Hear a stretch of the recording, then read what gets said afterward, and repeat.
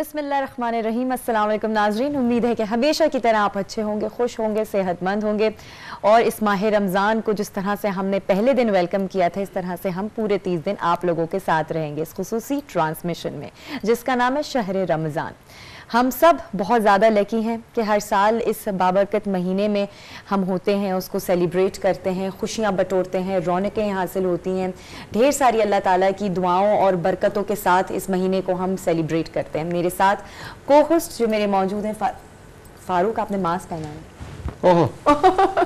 I know आप कितना follow करते हैं सारे एसओपीज को, और चलिए अच्छी बात है कि हमारे नाजरीन ने भी देख लिया कि सिर्फ हम कहते नहीं बल्कि करके भी दिखाते हैं। बिस्मिल्लाहिर्रहमानिर्रहीम, अस्सलाम वालेकुम। उम्मीद करता हूँ कि आप सब खैरियत से होंगे और माह सियाम शुरू हो चुका है और रोज़ों में इनफैक्ट रूटीन चेंज होती है आम लाइफ से, तो उम्मीद करता हूँ कि आपकी रूटीन अच्छी जारी होगी। समझा, मास्क की आपने बात की, मास्क बहुत ज़रूरी है। मैं एक रिसर्च पढ़ रहा था और हम अपने गेस्ट से भी इस हवाले से बात करेंगे कि 85 to 90% आप अपने आप को कोरोना वायरस से बचा सकते हैं अगर आप मास्क का इस्तेमाल रेगुलरली करें। और हर इंसान करे, एक दूसरे को आपने बचाना है, हमने एक दूसरे का ख्याल रखना है।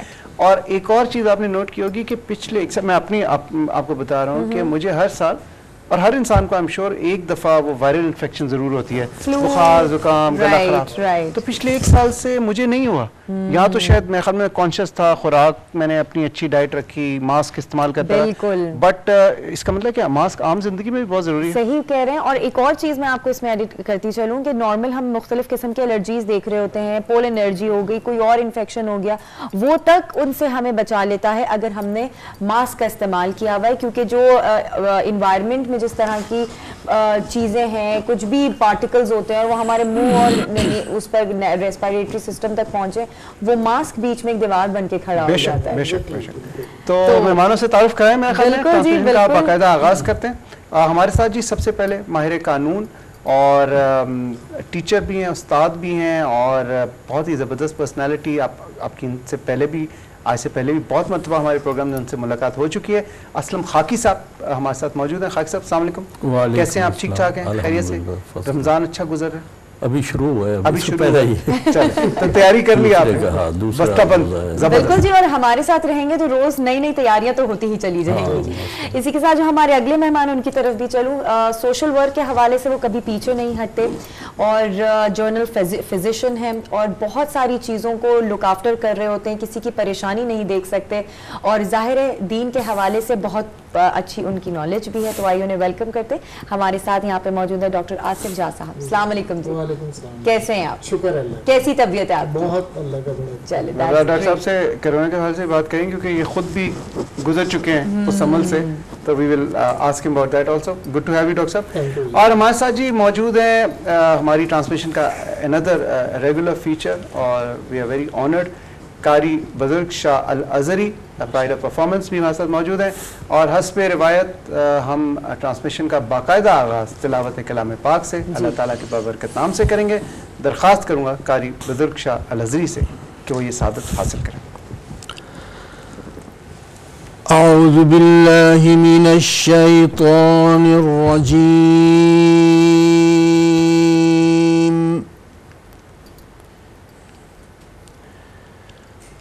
बिस्मिल्लाहिर रहमानिर रहीम।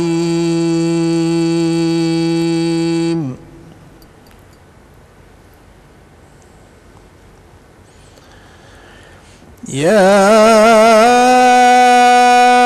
अय्युहल्लज़ीना आमनू कुतिबा अलैकुमुस्सियामु कमा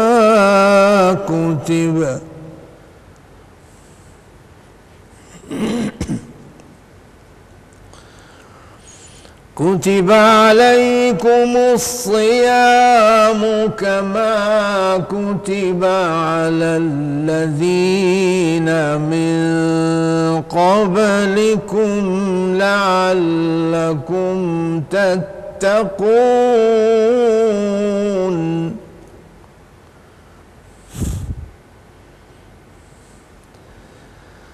कमा कुतिबा अलल्लज़ीना الذين من قبلكم لعلكم تتقون أياما معدودات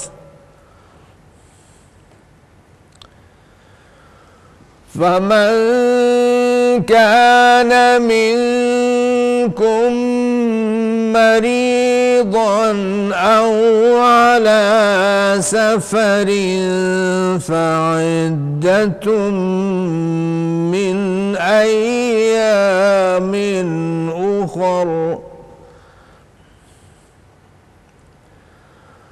وعلى الذين يطيقونه فدية طعام مسكين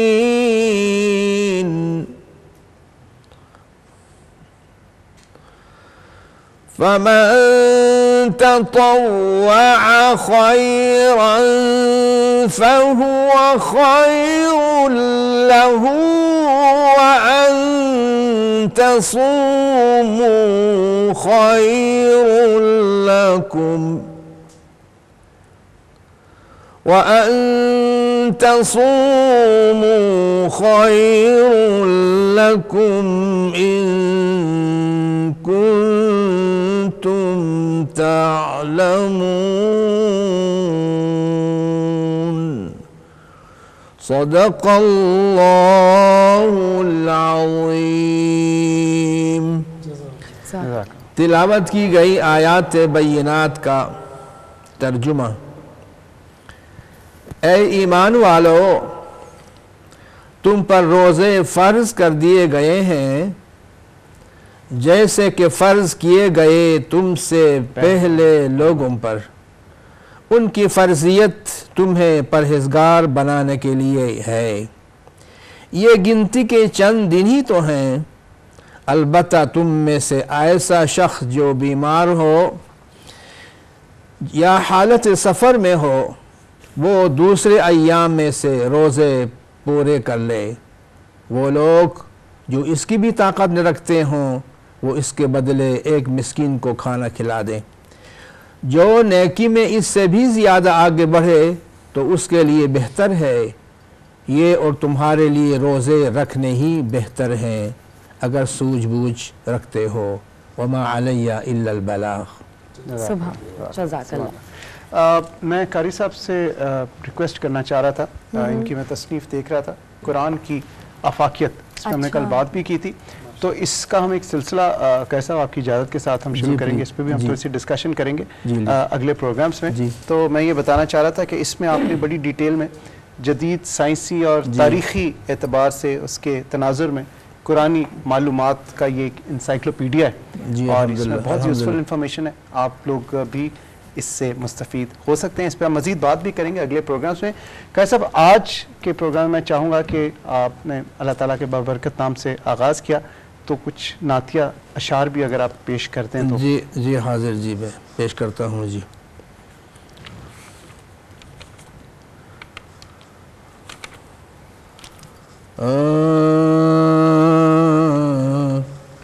सद शुक्र है लबों पर नामे हुजूर आया। सद शुक्र है लबों पर नामे हुजूर आया और मदह रसूल हक़ से दिल में सुरूर आया। मदह रसूल हक़ से दिल में सुरूर आया। मांगी दुआ खुदा से खुदा के खलील ने, मांगी दुआ खुदा से खुदा के खलील ने, बज़ में दना का दूल्हा बदरे बुदूर आया। बज़ में दना का दूल्हा बद्र बुदूर आया। सब इज्जत जहां की, सब इज्जत जहां की बख्शी गई उन्हीं को, सब इज्जत जहां की बख्शी गई उन्हीं को। वो आ गए जहां में इल्मो शऊर आया, सुभान अल्लाह। वो आ गए जहां में इल्मो शऊर आया। छाई घटा जहां पर, छाई घटा जहां पर रहमत की उनके सदक़े, छाई घटा जहां पर रहमत की उनके सदक़े। वो शाफ़िओ शफ़ीअ यौमे नुशूर आया, वो शाफ़िओ शफ़ीअ यौमे नुशूर आया। रहमत के तज़किरे हैं खुदा के कलाम में, रहमत के तज़किरे हैं खुदा के कलाम में। तौसीफ मुस्तफ़ा को रब्बे गफूर आया, तौसीफ मुस्तफ़ा को रब्बे गफूर आया। अल्लाह रे ये रौनक आमद पे मुस्तफ़ा की, अल्लाह रे ये रौनक आमद पे मुस्तफ़ा की। हाँ मामूर हो गए दिल आँखों में नूर आया, मामूर हो गए दिल आँखों में नूर आया। दीदों की है तमन्ना दीदार मुस्तफ़ा की, दीदों की है तमन्ना दीदार मुस्तफ़ा की। हाँ दीदार का तख़य्युल शामो सुहूर आया, दीदार का तख़य्युल शामो सुहूर आया। उठेंगी उनकी जानिब सारी उमम की नजरें, उठेंगी उनकी जानिब सारी उमम की नजरें। हाँ हश्र में, हाँ हश्र में वो क़ासिमे जामे तहूर आया, हाँ हश्र में वो क़ासिमे जामे तहूर आया। क़ारी पे है इनायत आक़ाए दो जहां की, क़ारी पे है इनायत आक़ाए दो जहां की। हाँ दारेन का सहारा वो रब का नूर आया, सद शुक्र है लबों पर नामे हुजूर आया। मदहे रसूल हक से दिल में सुरूर आया। सुभान अल्लाह, सुभान अल्लाह, बहुत खूब। तो अब एक ब्रेक की तरफ जाते हैं और उसके बाद वापस आके अपने बाकी मेहमानों से बातचीत करते हैं। कैसा, बहुत शुक्रिया ख़ातिन नज़ार। एक छोटी सी ब्रेक लेते हैं, ब्रेक के बाद वापस आते हैं, जाना कहीं नहीं, स्टे ट्यून्ड। जी जनाब, once again welcome back after a break. खुसूसी ट्रांसमिशन शहर रमज़ान, रमज़ानुल मुबारक की ATV की तवज्जुह से। और जिस तरह से अब आगे आज पहला रोज़ा गुजर चुका है, उसके बाद अब हम मेरे ख्याल से हम ऐड ऑन हो चुके हैं उस सिलसिले के लिए। क्या कहते हैं फारूक? आदत भी होती चली जा रही है। एक तो पहले से ही हमें शौक होता है कि जी माह रमज़ान आने वाला है, और वो आके गुजर भी जाता है और हमें पता ही नहीं चलता। वो असल में इतनी तेज़ी से गुजरता है और रूटीन चेंज जो है वो बड़ी अच्छी होती है। और जो फेस्टिविटी होती है ना, सबसे बड़ी बात तो समय मैं वो एंजॉय करता हूँ कि पूरे 11 महीने एक तरफ, और जो रमज़ान में आपको लेट नाइट बैठना भी आपस में इबादत का मज़ा भी ज़्यादा आता है, और फिर आपकी खाने पीने की रूटीन भी डिफरेंट होती है, हट के होती है। मैं तो बहुत एंजॉय करता हूँ। और सबसे अच्छी बात यह है कि रमज़ान हमें बहुत कुछ सिखा के जाता है।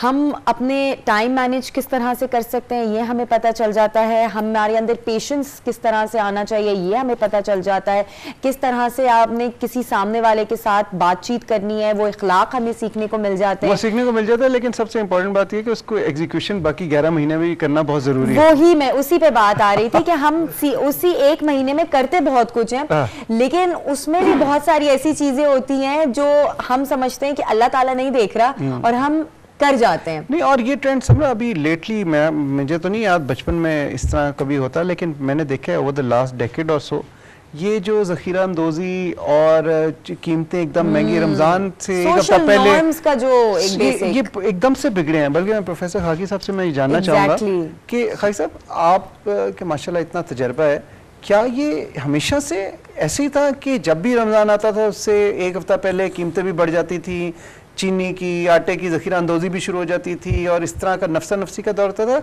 या ये अभी की पैदावार है कि पिछले 15, 20, 25, 30 साल में कदरें कुछ बदल गई हैं? क्या कहेंगे आप? बिस्मिल्लाहिर्रहमानिर्रहीम। ये ट्रेंड तो हमारे पाकिस्तान में भी और इंडिया में भी सप्लाई एंड डिमांड के जहाँ भी असूल हुआ है, चाहे माह रमज़ान है या बाकी महीने हैं, एक इस तरह से हाइप आती है जिसमें लोग जो है चाहते हैं कि ज़्यादा से ज़्यादा मुनाफा कमा लें।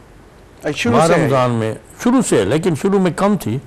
अब क्योंकि दौलत की हवस बढ़ गई है, हमारी पता नहीं ज़रूरियात या ख्वाहिशात बढ़ गई हैं, ज़रूरियात भी कुछ बढ़ी हैं, ज़्यादातर ख्वाहिशात बढ़ी हैं, कंपटीशन आ गया है लाइफ में।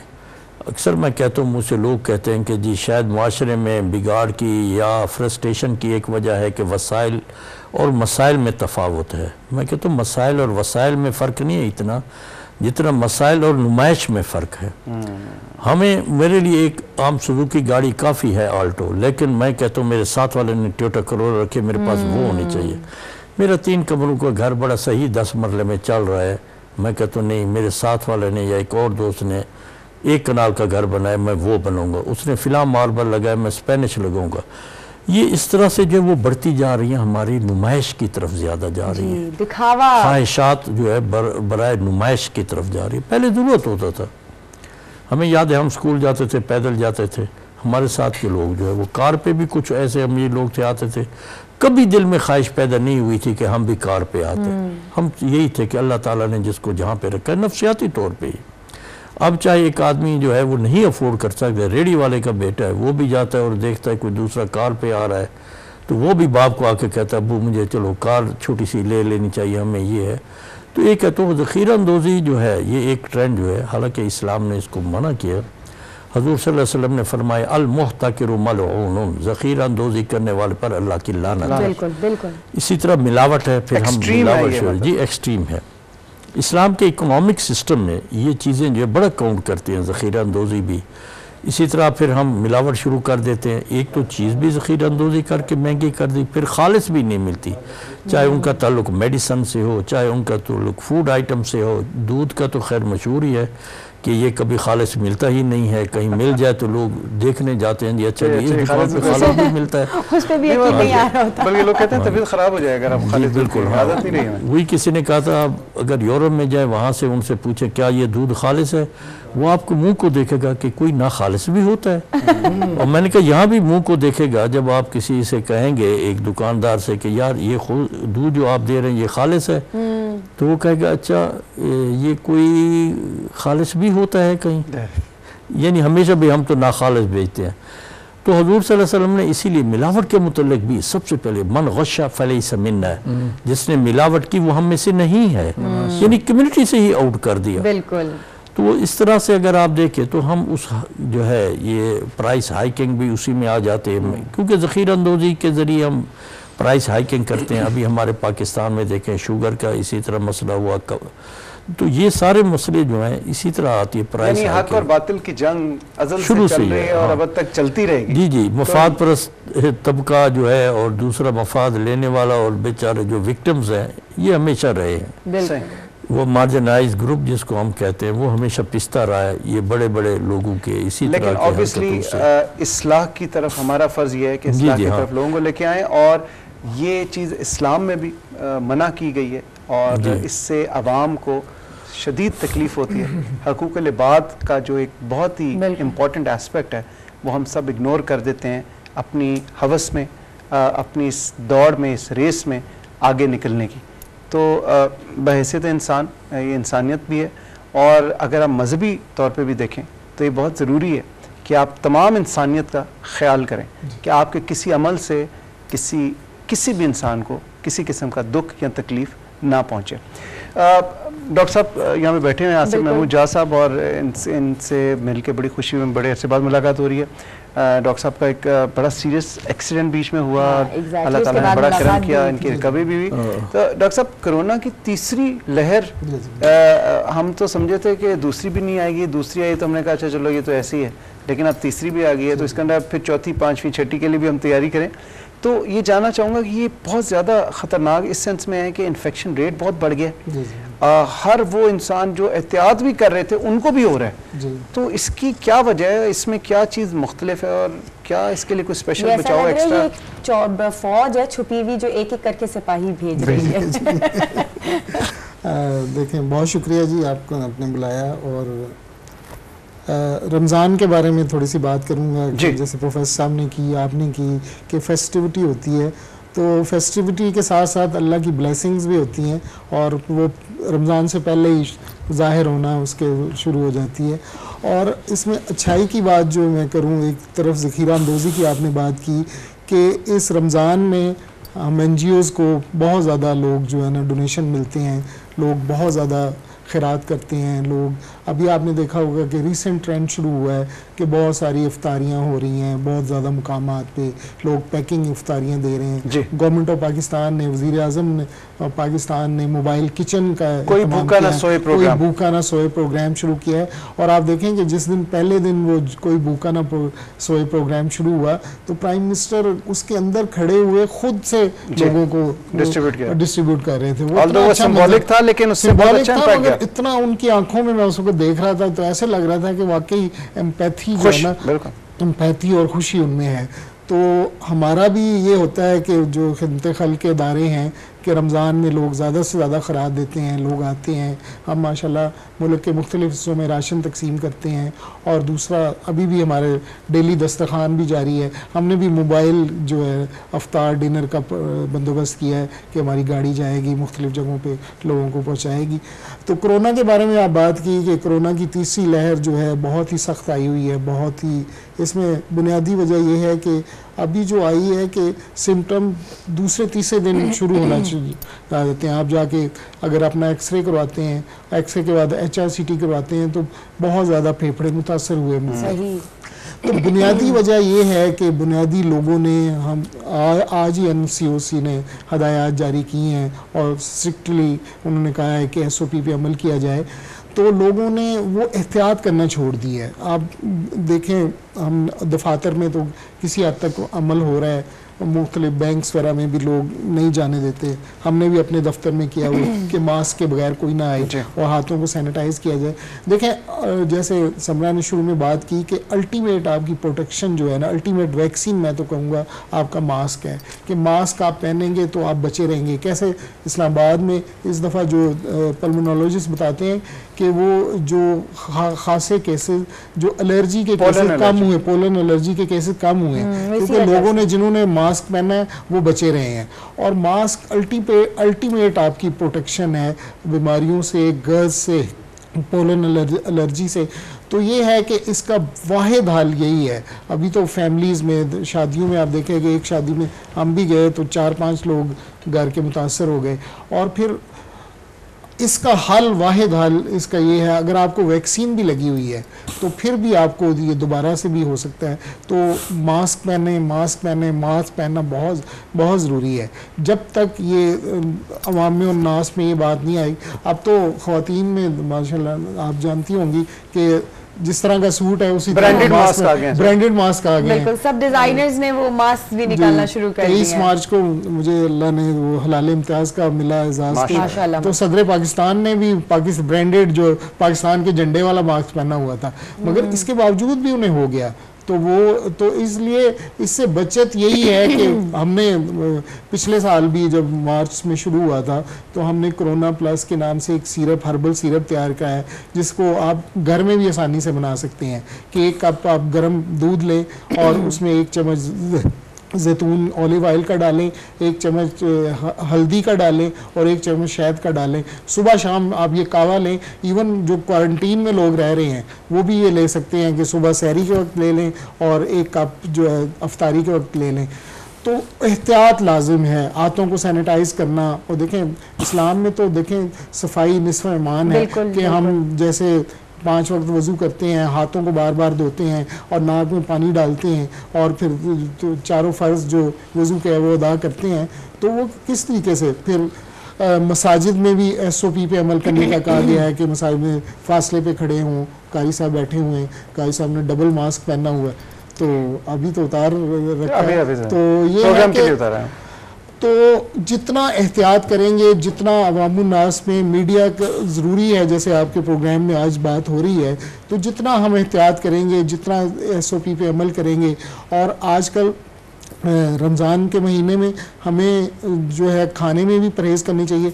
देखें रमज़ान का महीना जो है अपना पेट समझ के खाएं, ये ना छोड़ें कि जी रमज़ान आ गया है और अफ्तारी में हर चीज़ हड़प कर लेनी है। यानी भाई का वलीमा ना समझे, ये न समझे कि आप अफ्तारी कर रहे हैं और अफ्तारी में जो चीज़ें आपने फिर कंज्यूम कर ली तो फिर फ़ायदा क्या हुआ रोज़ा रखने का। और तली हुई चीज़ें जितनी आप खाएंगे, एक डायबिटिक पेशेंट के लिए कहते हैं कि अगर मीठे से 5 मील दौड़ना है और तली हुई चीज़ों से 50 मील आगे दौड़ना है तो बचना है। तो ये है असूल।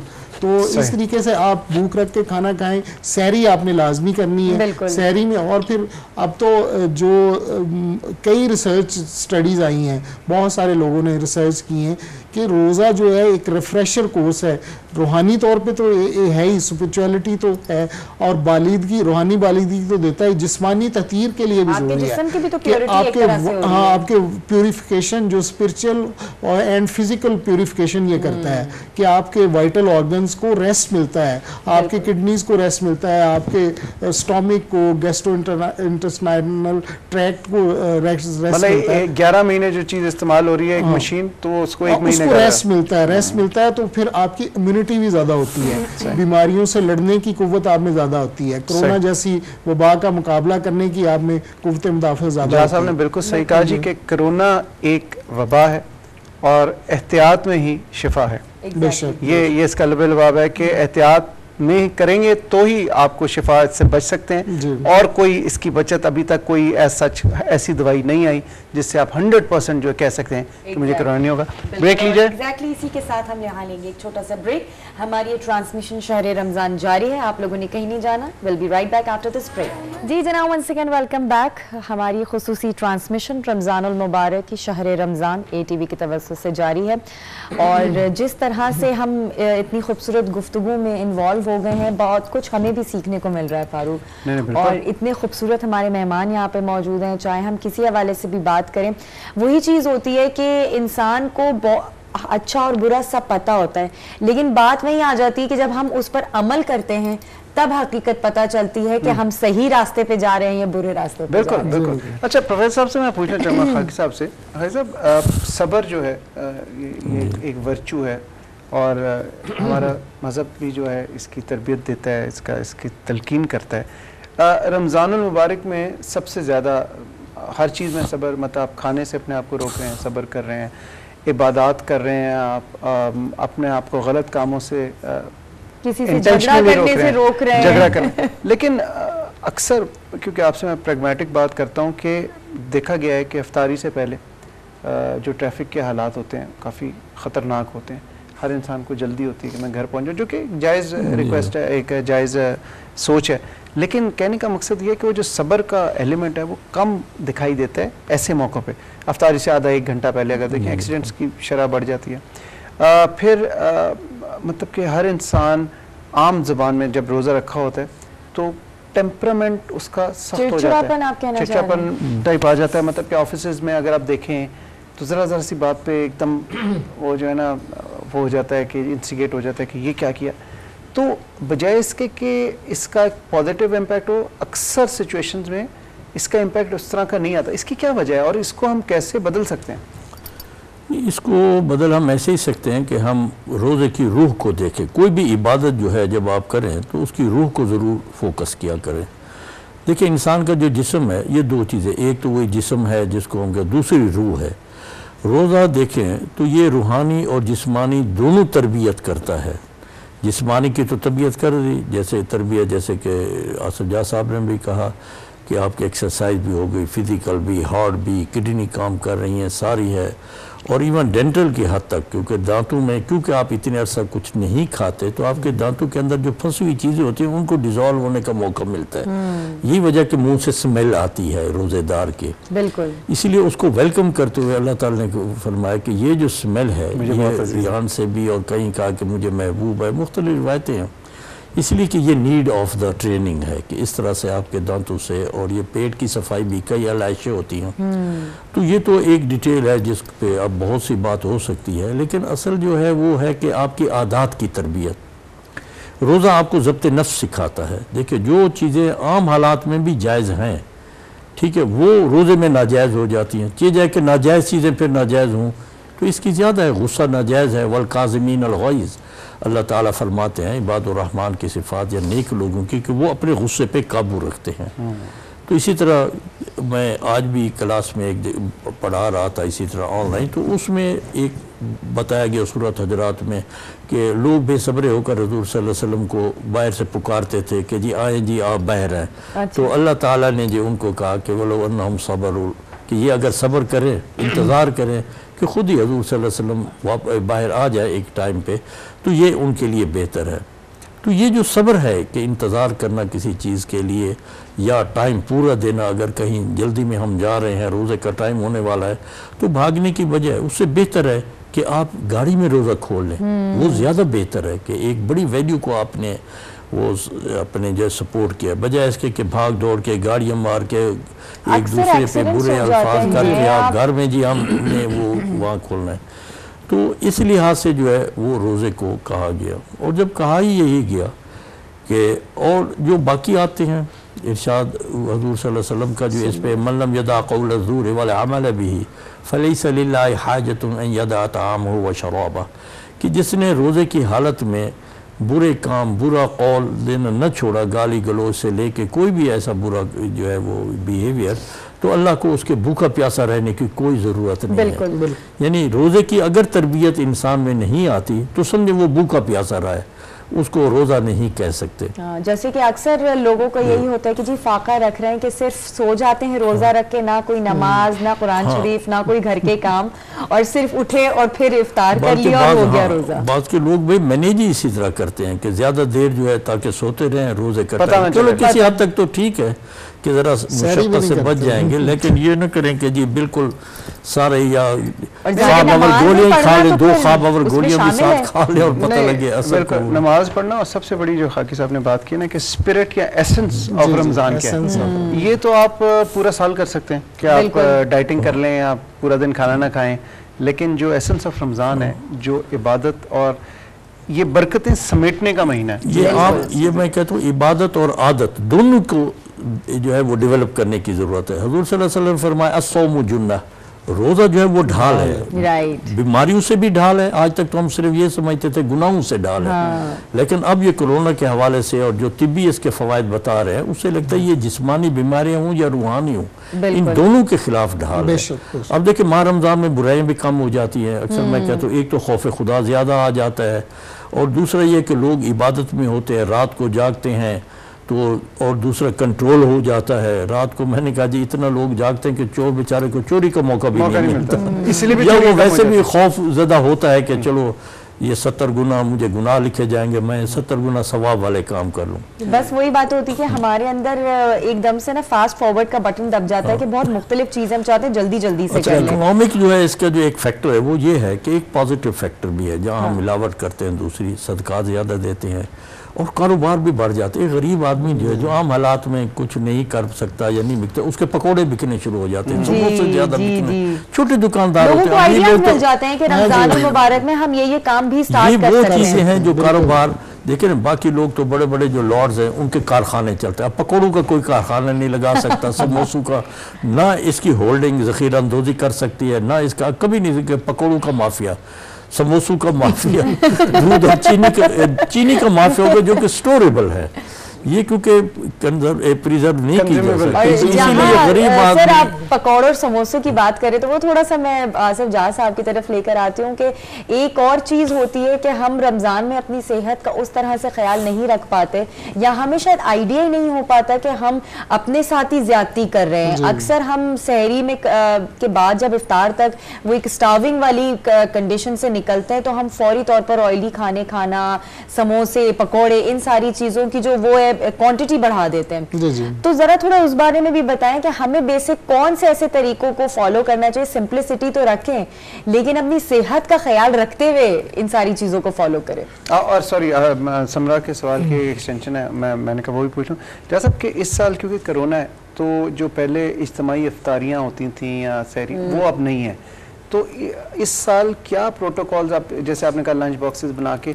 किस तरह से हम वो स्पिरिट जो है उसको डेमोन्स्ट्रेट कर सकते हैं, मुजाहरा कर सकते हैं? देखें जी, एक तो जैसे आपने कहा कि बिल्कुल कोरोना के बायस हमने SOP पे अमल करना है, लोगों को बिठा के खाना नहीं खिलाना, तो हमने भी ये तरीका अपनाया है कि पैकिंग करके गाड़ी जाएगी मुख्तलिफ जगहों पे जहाँ ज़्यादा लोग होंगे, इवन डोर टू डोर भी हम सप्लाई कर रहे हैं क्योंकि हमारा बाराको में जो हॉस्पिटल है वहाँ हम रोज़ाना दस्तरखान होता था, मगर पिछले 2-4 माह से हमने उसका भी यही कर दिया है कि पैकिंग करके वो दे रहे हैं।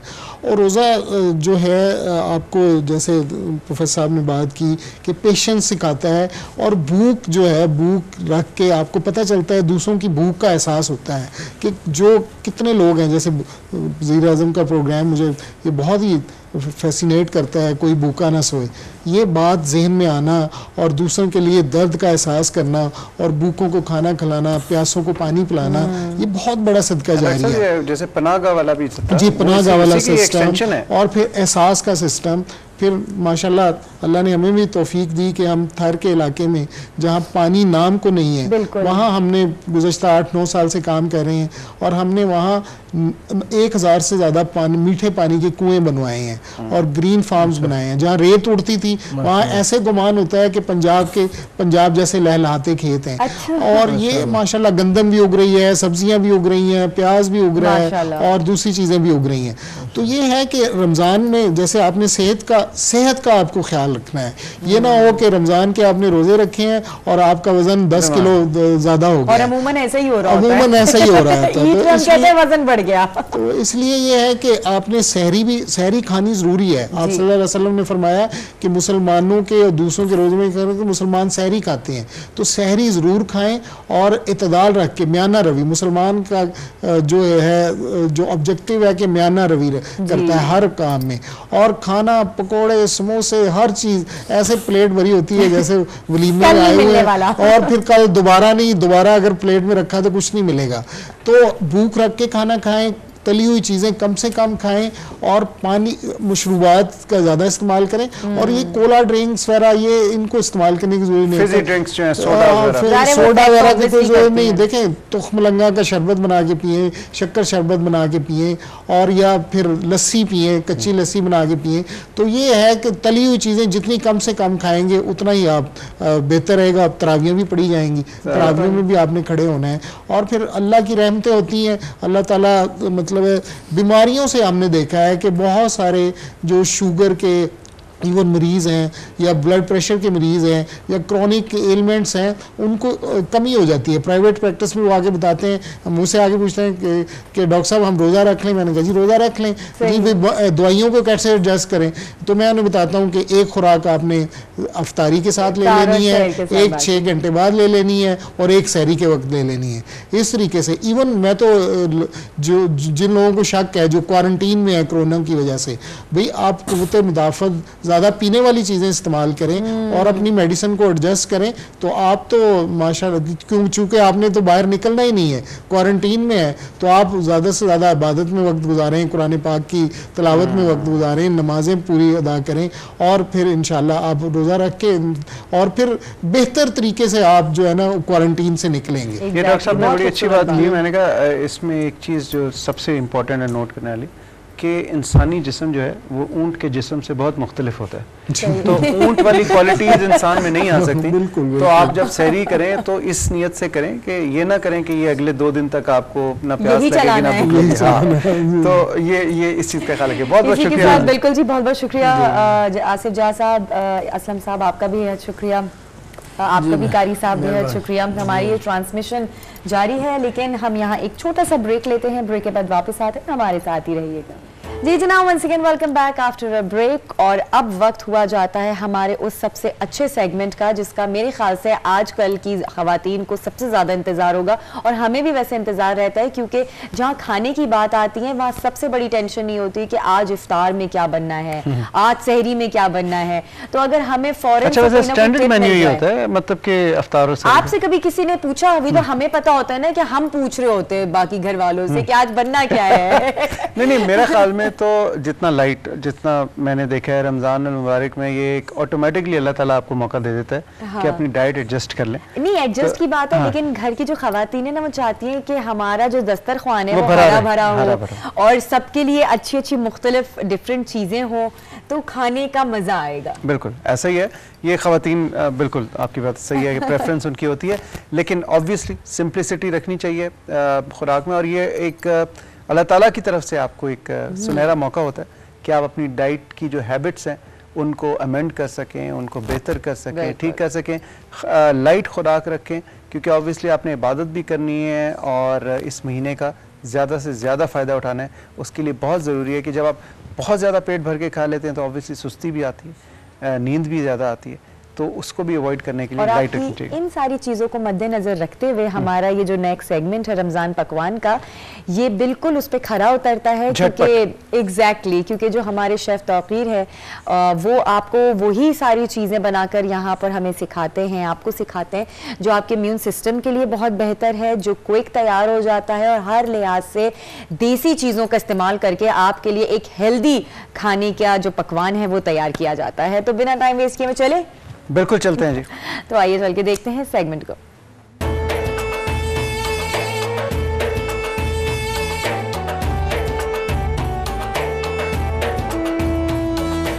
बिस्मिल्लाहिर्रहमानिर्रहीम। मैं हूं शेफ़ तौकीर, मेरे साथ है शेफ़ बाबर। आज हम एक ऐसी चीज़ आपके साथ शेयर करने जा रहे हैं जो कि शायद मुझे नहीं पता कि मैंने कभी स्क्रीन पे चलती हुई ये रेसिपी बनती हुई देखी है, और ये वो चीज़ हम बना के दे रहे हैं आज आपको कि इसको आप बना के घर में रख लें। एक तो बचत आपकी लंबी चौड़ी है, लेकिन उसके अलावा जो चीज़ ये बनेगी ये बाज़ार से आपको फिर दोबारा कभी ख़रीदने की ज़रूरत नहीं पड़ेगी। आज जो रेसिपी हम बना के दे रहे हैं, आगे जो रमज़ान में रोज़ाना आपने इसको इस्तेमाल करना है, चाहे आप बाज़ार से ख़रीद कर लाएँ या जो हम बना के दिखाएंगे आपको वो। हम जो बना के दिखाएंगे आपको, एक तो इसमें यह है कि इसमें इंग्रेडिएंट्स वगैरह सारे इसके खालस हैं। हमने बहुत सारी चीज़ें जो हैं पंसारी से लेके आए हैं, सारी बाज़ार से मिलती हैं, लेकिन जो चीज़ हम बनाने जा रहे हैं, मैं गौरी से पूछता हूँ आज हम क्या बनाने जा रहे हैं। सर आज हम चाट मसाला बना रहे हैं। चाट मसाला, आपको पता है ना कि आपने भाग के जाना था, चाट मसाला उठा के ले आते हैं। अब हर जो कंपनी है उसका अपना एक अलग उसका टेस्ट होता है। असल जो चाट मसाला हम बना के दिखाते हैं आपको, इसको आप इस्तेमाल कीजिएगा। इसके बाद अगर आप दोबारा कभी बाजार से ख़रीदें तो आप जितने ख़रीदेंगे मैं आपको उसके पैसे भिजवा दूंगा। इतनी मज़ेदार चीज़ हम बना के भी आपको दे रहे हैं, और मैं इतने कॉन्फिडेंस से आपको बता रहा हूँ कि ये चीज़ इतनी, एक तो खालस है। सबसे पहली बात यह है कि आपको पता होगा आपने इसमें डाला क्या है, तो जो चीज़ें हमने इसमें डालनी है हम वो भी आपको बताएंगे, बनाने का तरीका भी बताएंगे, और उसके बाद आपके साथ इसकी रेसिपी भी शेयर करेंगे। तो बाबर सबसे पहले हमने जो चीज़ रोस्ट करनी है सर, ये खुश्क धनिया, तो हमने खुश्क धनिया लिया है जी, 2 टेबल स्पून है जी। ये रेसिपी में सारी इसकी मिकदार लिखी हुई है।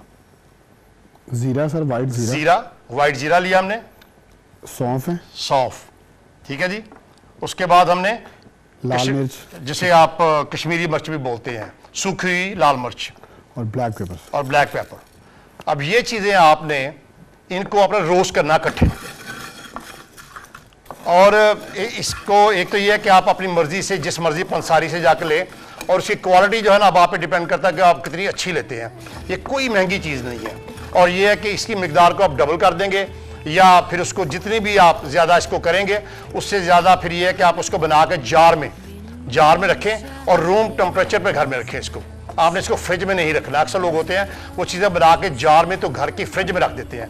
तो आप इस चीज़ को ये गौर कर लें कि जैसे जैसे अभी हम इसको रोस्ट कर रहे हैं, इस चीज़ को, इसको रोस्ट करने के बाद फिर हम इसके बाकी जो लवाज़मात है वो हम इसमें ऐड करेंगे, और फिर हम इसको ग्राइंड बना करके फिर इसको जब फिनिश करेंगे फिर वो भी आपके साथ शेयर करेंगे।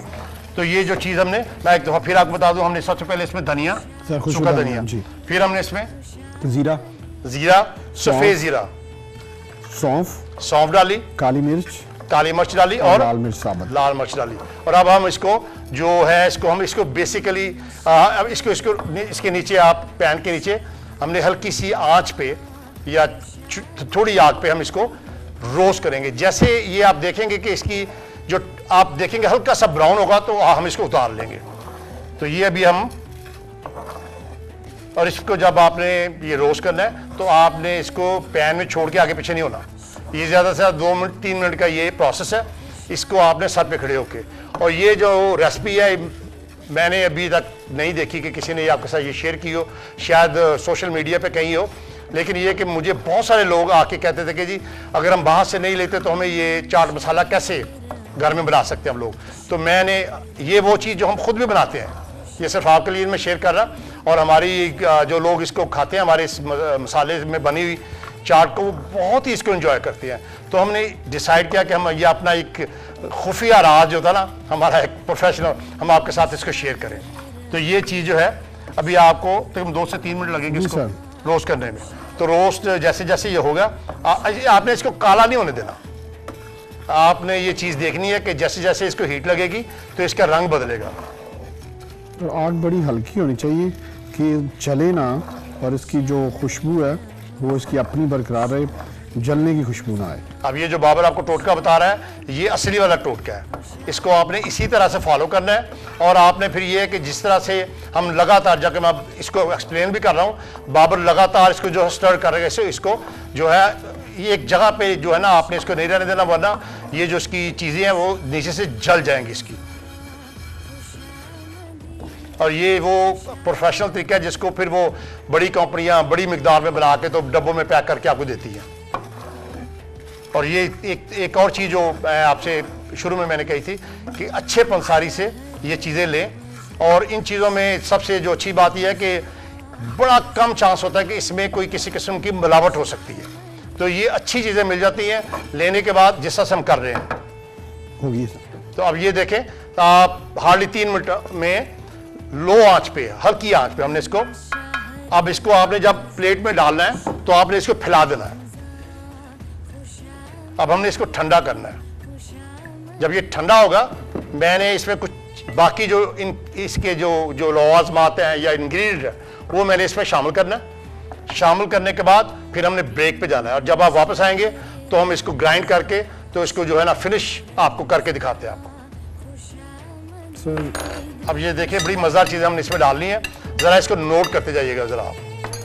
सर आमचूर है ये, बाबर कह रहा है आमचूर। अब अक्सर लोग कहते हैं आमचूर क्या है, तो ये जो छोटी अंबियाँ नहीं होती पंजाबी में, जिसको आम, जब वो ग्रीन कलर के होते हैं तो वो उसको उतार लेते हैं, उतारने के बाद इसको सुखा लेते हैं, सुखाने के बाद फिर इसका जो है ना पाउडर बनाते हैं। तो ये आमचूर आप देखें ना, इसमें केक होती है, जब आपको ये चाट मसाला वगैरह होता है तो इसमें खट्टी मीठी वो जो होती है ना आपके टेस्ट में, तो वो इसमें एक इसका भी हाथ है। आमले का, आमले। अब आमले एक बड़ा कॉमन नाम है, पंसारी से मिल जाती है, सस्ती चीज़ें, कोई इसमें महंगी चीज़ नहीं है। अब ये हमने एक एक चम्मच हम इसमें डालते जा रहे हैं जी। अदरक पाउडर सर, अदरक पाउडर अच्छा लें, साफ सुथरा लें। अगर अदरक लेके घर में सुखा लें और उसको ग्राइंड कर लें तो घर में भी बना सकते हैं आप इसको। काला नमक सर 1 टीस्पून। काला नमक कोशिश करें काला नमक आपको खालस मिले। इसमें बहुत सारी जगहों पे आपको थोड़ी सी मिलावट वाला भी मिलता है, लेकिन आपने जब जाना ही है तो थोड़ी सी मेहनत करके अच्छे पंसारी से पूछ के इसको लें। और सफेद नमक ये आप अपनी मर्जी से डाल सकते हैं हमेशा, जैसे हम आपको बताते हैं। अब ये सारी चीजें देखें जो हमने आपके सामने, सबसे पहले हमने इनके लिए जो चीज रोस्ट की थी धनिया सर, धनिया, सफेद जीरा, सौंफ, काली मिर्च और लाल मिर्च साबुत। हमने 3 मिनट के लिए उसको हल्की आंच पे जी बिल्कुल हमने उसको रोस्ट करके फैला लिया। फैलाने के बाद हमने जो चीजें अभी आपको दिखाई, इसके बाद हमने ब्रेक पे जाना है। सबसे पहले इधर से मैं शुरू कर रहा हूं। काला नमक, आमचूर, आंवला, खुश्क अदरक पाउडर इसका और नमक। अब ये चीजें हमने साथ रख के अब हमने इसको ग्राइंड करना है। ग्राइंड करने से पहले मैं ये रेसिपी आपसे शेयर करूंगा और उस वक्त तक ये जो हमारी जो हमने इसको अभी रोस्ट किया था, इन चीज़ों को ठंडा करना ज़रूरी है। ग्राइंड करने से पहले आप इनको ठंडा होने दें, फिर सारी चीज़ों को मिक्स करने के बाद ग्राइंडर में डालें। ये जो बड़ा सा ये ग्राइंडर आप देख रहे हैं, ये प्रोफेशनल ग्राइंडर है जो हम अपनी किचन में इस्तेमाल करते हैं। आप घरों में जो छोटे मिलते हैं उसमें भी ये उतना ही अच्छा बनेगा। तो जब आप वापस आएंगे तो फिर हम इसको ग्राइंड करके आपके सामने इसको फिनिश करके आपको दिखाएंगे। उस वक्त तक आप हमारी रेसिपी जो है उसको नोट कर लें।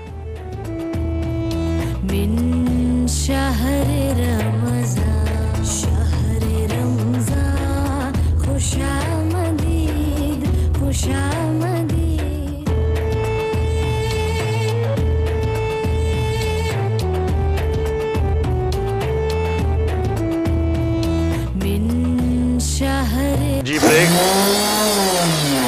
ब्रेक के बाद हम वापस आ गए हैं। रेसिपी आपने नोट कर ली होगी। ये रेसिपी बहुत ही ज़्यादा ज़रूरी थी कि आप इसको नोट करें। मैंने एक एक चीज़ को 3-3 दफ़ा रिपीट किया ताकि अगर कोई चीज़ रह गई हो तो आपको याद रह जाए।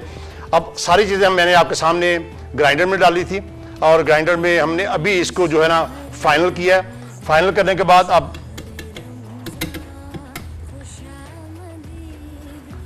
ये है वो चाट मसाला जिसको आप बाजार से लेते हैं 10 गुना ज़्यादा कीमत पे। मैं जो आपको इसकी रेसिपी बता रहा हूँ, मैं अभी इसके आपको कास्ट भी बताता हूँ कि ये आप देख लें, ये दिखाई गया जी ज़रा। अब इसकी मैं खुशबू जो है, अब ये चाट मसाला आपके कम से कम 7 से 10 दिन के लिए घर में जो है आपको बाजार से नहीं लेना पड़ेगा। आप इसका फिनिश देखें कितना, जिस तरह से बिल्कुल बाजार में होता है उसी तरह इसकी ये देखें कितनी खूबसूरती से ये ग्राइंड हुआ है। और खुशबू जो है ना इस वक्त पूरे हमारे जो स्टूडियो में इसकी फैली हुई है। और आपने इसको जार में, जो अच्छा सा जार है शीशे का या प्लास्टिक वाला जार, उसमें रख के आपने इसको ड्राई है तो ड्राई जगह पे रखना है, इसको फ्रिज में नहीं डालना जैसे मैंने पहले भी कहा था। तो ये आज की जो रेसिपी, अगर आप ये एक डब्बा लें तो ये 250-300 रुपये का मिलता है और ये इस तरह के तकरीबन 4-5 डब्बे आपको लेने पड़ेंगे। इसकी टोटल कास्ट जो है 200-250 रुपये में ये पूरे का पूरा जो मैंने ये आपके सामने बनाया है। और ये इससे ज़्यादा अच्छी कोई चीज़ आप सबसे अच्छी रेसिपी जो हमने ना इस रमज़ान के लिए आपके साथ शुरू में शेयर की है वो ये है। इसको आपने इस्तेमाल करना है। अगर ये अच्छी लगे तो मुझे फीडबैक ज़रूर दीजिएगा और इसमें कोई कमी बेशी हो, कोई टेस्ट में कमी हो तो आप जो चीज़ें, जैसे मैंने आमचूर का आपको बताया था कि आमचूर को आप ज़्यादा कर सकते हैं और बाकी जो चीज़ें हमने जो इसमें जो हमने रोस्ट की थी, स्पाइसेस के लिए आप ज़्यादा कर सकते हैं जी। लाल मिर्च डालिए, काली डालिए, अगर स्पाइसेस ज़्यादा करना है तो वो आप हाँ तो ज़्यादा कर। लेकिन ये है कि इससे ज़्यादा फिर ये है कि हो सकता है आपका तो टेस्ट थोड़ा ज़्यादा स्पाइसी हो, लेकिन लोग जो ज़्यादा खाने वाले होते हैं उनको जो चटपटा है ना मसाला वो यही है। तो आज की ये खूबसूरत सी रेसिपी जो कि हम किसी से शेयर नहीं करते, स्पेशली आज इस शो में रमज़ान के लिए, ताकि 30 दिन जो है आप इसको बना कर रखें, हमें भी याद रखें और इसको एंजॉय भी करें। कल तक के लिए मुझे और बाबू को इजाज़त दीजिए। फिर कल मिलेंगे इंशाअल्लाह ताला। खुदा हाफिज़।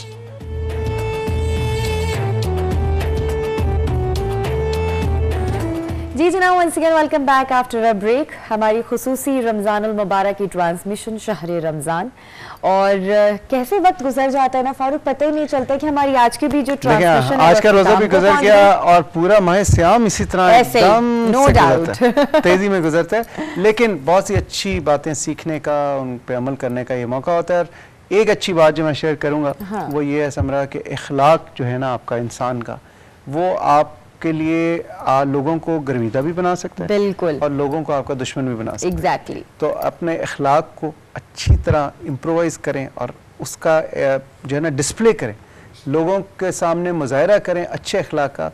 और ये चीज़ प्रैक्टिकल एक्सपीरियंस से मैं आपको बता रहा हूँ कि अगर आपका इखलाक अच्छा है तो आप कभी मार नहीं खाएंगे, बिल्कुल, किसी भी फील्ड में। एग्जैक्टली। और मेरे ख्याल से ये चीज़ें एक्सपीरियंस करने से अंदाज़ा हो जाता है कि अगर आप किसी से प्यार से बात कर लेते हैं ना, तो आप कोई भी बात उससे मनवा सकते हैं और सामने वाला आपकी खुशी खुशी वो बात भी मानेगा, क्योंकि वो आपका इखलाक देख रहा है, आपका अंदाज देख रहा है कि आप उससे कितनी मोहब्बत से और कितने खुलूस से आप उससे कोई बात कर रहे हैं। तो ये कुछ चीज़ें होती हैं जो हमें वक्त के साथ साथ रहकर हम अपने बड़े बुजुर्गों से सीखते हैं। हम इस ऐसे माहौल में रहते हैं जो जहाँ पर हमको ये सारी चीज़ें बचपन से ही सिखाई जा रही हो, तो चाहे हमारा घर हो, चाहे वो हमारा स्कूल हो, चाहे वो हमारी सराउंडिंग्स हो। तो we are so blessed and lucky कि हम इस तरह की इन्वायरमेंट में मौजूद हैं। हमारे तो कल्चर का हिस्सा है, हमारा मजहब सिखाता है, हमारा माशरा सिखाता है, हमारे बुजुर्ग सिखाते हैं, और इखलाक जो है ये बहुत बड़ी कुव्वत है, इसे अपनाएं और इसे इस्तेमाल करें। हाँ जी, इसी के साथ फारूक हमारे ट्रांसमिशन का वक्त अब खत्म हुआ चाह रहे हैं। इंशाल्लाह आपसे कल मुलाकात होगी, तब तक के लिए फारूक हसन और समरा को दें इजाजत। अल्लाह हाफिज।